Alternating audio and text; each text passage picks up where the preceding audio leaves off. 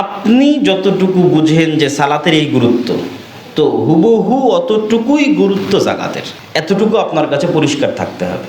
মানুষ ভেদে, মানুষের কাছে, যার কাছে যেমন সালাতের গুরুত্ব, তাকে মনে করতে হবে যে আমি সালাতকে যতটা গুরুত্ব মনে করছি ইসলামের দৃষ্টিতে, এর চেয়ে কোনো দিক থেকে কম জাকাত নয়, বরং হুবহু সেই গুরুত্বই হচ্ছে জাকাতের।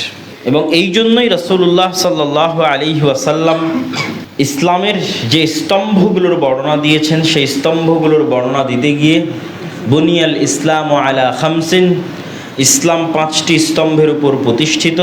শাহাদাত আল্লাহ ইলাহা ইল্লাল্লাহ, এই সাক্ষ্য দেওয়া যে আল্লাহ ব্যতীত কোনো মাবুদ নেই এবং মুহাম্মদ আল্লাহর রাসূল, তথা তাওহীদ এবং রিসালাতের সাক্ষ্য দেওয়া।